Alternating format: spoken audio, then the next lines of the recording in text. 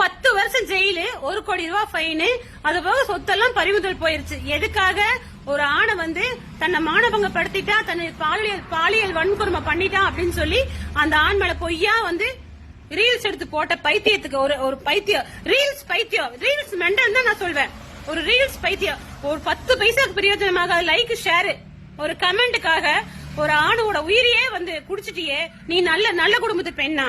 ஒரு நல்ல குடும்பத்து பெண் எப்படி இருப்பா தெரியுமா? தன்னை ஒருத்தன் பாக்குறான், தன்னை தீண்ட வரான்னா ஒண்ணு தள்ளி நிப்பா, இல்லைன்னா பழான்னு அவனை அடிப்பா.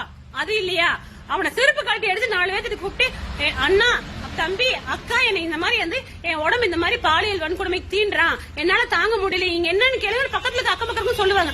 ஒன்ன மாதிரி ஃபில்டர் போட்டு இது டிஃபரெண்டா ரீல்ஸ் எடுத்து போடுவாங்களா? உன்ன மாதிரி பைத்தியம். நீ வைரல் ஆகணும், நீ ட்ரெண்டிங் ஆக ஒருத்தர் அடுத்தவங்களோட உயிரை குடிப்பியா நீ? உனக்கெல்லாம் 10 வருஷம் ஜெயில் மட்டும் பத்தாதடி. உனக்கு 10 வருஷம் ஜெயில் பத்தாது. உன்னையெல்லாம் சாக வரைக்கும் ஜெயிலுக்குள்ள போடணும். சாக வரைக்கும் ஜெயிலுக்குள்ள போட்டு உனக்கு ஒரு நேரம் சோறு கூட பட்னியாவே போட்டு கொள்ளணும். நீ அந்த மாதிரி நல்ல குடும்பத்து ஆணா இருக்குங்காட்டி மான மரியாதை கட்டுப்பட்டு பெண்களுக்கு மட்டும்தான் மான மரியாதை, ஆண்களுக்கு கிடையாதா? இந்த ஆண்களுக்கு நல்ல ஆண்களுக்கு கேட்கறதுக்கு யாருமே இல்லையா?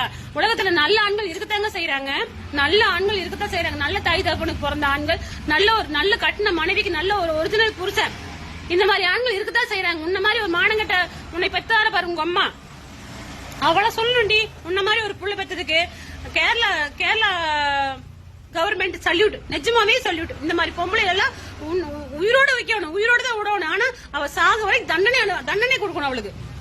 இதெல்லாம் பத்தாது. அந்த 2 குழந்தைங்க, அந்த பொண்டாட்டி, அந்த பாவமெல்லாம் உன்னை சும்மா விடுமாடி, மானங்கட்ட பீத்த சிரிக்கி.